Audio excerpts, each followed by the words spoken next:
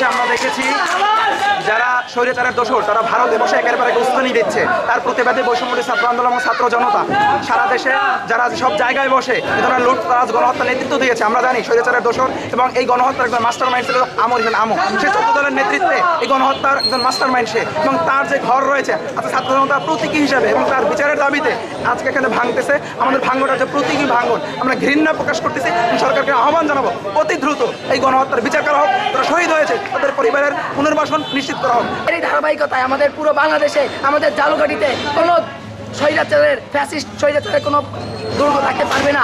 তার জন্য আজকে ছাত্র জনতা আমাদের এখানে হাজির হয়েছি। আমরা এই দুর্গ এই পতিতালয় আজকে ভেঙে দিব এবং শপথ করব প্রত্যেকটা রাজনৈতিক দলকে বলবো তোমরা দেখে নাও, এইটা হচ্ছে তোমাদের জন্য শিক্ষণীয় বিষয়। ছাত্র সমাজ কিন্তু বসে থাকে না, বিপ্লব বসে থাকে না, বিপ্লব হবেই। সন্ত্রাসীদের গডফাদার আমির হোসেন আমু জালকাঠিতে ও নৈরাজ্য কায়েম করে বিভিন্ন মানে সন্ত্রাসী কার্যক্রম করে সাধারণ জনতার জায়গা জমি তারপরে সরকারি স্থাপনা কুক্ষিগত করে ও এ ধরনের কাজ করে যাচ্ছে। এই ডুপ্লেক্স বাড়ি তৈরি করছে সম্পূর্ণ আমাদের গরিব দুঃখী মানুষের টাকা। আমরা আমাদের নিজস্ব সম্পদ আমরা উৎখাত করতেছি।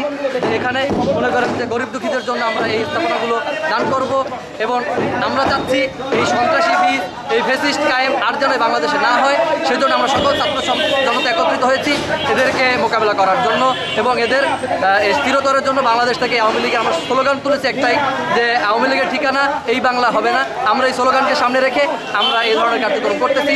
এখানে আমাদের সাথে সকল ছাত্র জনতা, জালকাঠির সকল ছাত্র জনতা, নিরীহ ছাত্র জনতা সকলে একত্রিত হয়ে আমরা এই ওদের যে সন্ত্রাসী কার্যক্রমগুলো ছিল, যেখানে বসে সন্ত্রাসী কার্যক্রমগুলো করতো জালকাঠিতে, এখান থেকেই জালকাঠি যত প্রত্যেকটা মানে ফ্যাসিস্ট কায়েম তারপর প্রত্যেকটা মনে করেন যে সন্ত্রাসী কার্যক্রমগুলো এখানেই তারা আলোচনা করতো। এখান থেকে সারা জালকাঠি সবখানে ছড়িয়ে যেত।